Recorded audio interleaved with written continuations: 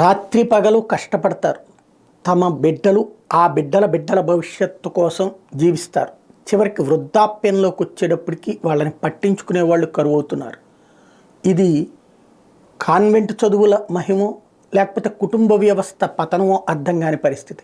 మన దేశంలో ఈ దిగజారుడుతనం ఈ మధ్యకాలంలో వచ్చింది. ఇదివరకైతే సత్యదాకా తోడున్న ఉమ్మడి కుటుంబం ఇప్పుడు బ్రతికుండగానే చంపేయాలనుకుంటోంది, లేదంటే బయటికి తరిమేయాలనుకుంటోంది.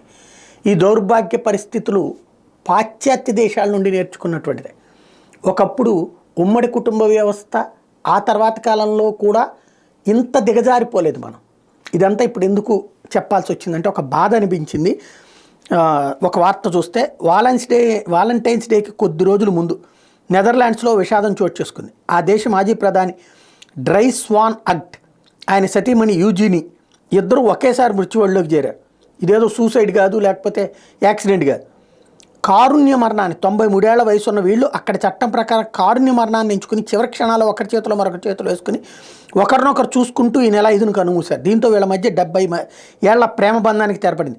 1977 నుంచి 82 వరకు ప్రధానిగా సేవలు అందించిన వాన్ అగ్ట్ 93వ పుట్టినరోజు జరుపుకున్న 3 రోజుల తర్వాత స్వగ్రామమైన నిజ్మెగేన్లో తన ప్రియమైన భార్య యోజిని చేతిలో చేయి వేసి ఆమెతో పాటే మరణించారని ఆయన స్థాపించిన హక్కుల సంస్థ వాగ్ అక్ట్ క్లబ్ ప్రకటించింది.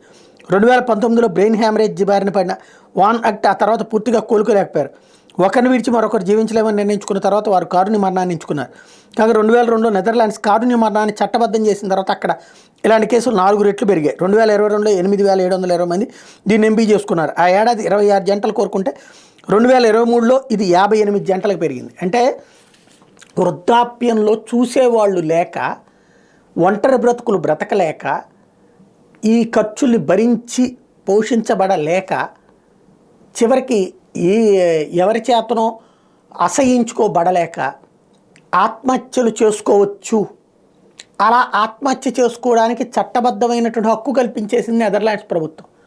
దీంతో ఓపిక అయిపోగానే డబ్బులు ఇచ్చి చచ్చిపోతున్నారు. ఇక భవిష్యత్తులో మన దేశంలో కూడా ఇట్లాంటి పరిస్థితి వస్తుందేమో చెప్పలేం.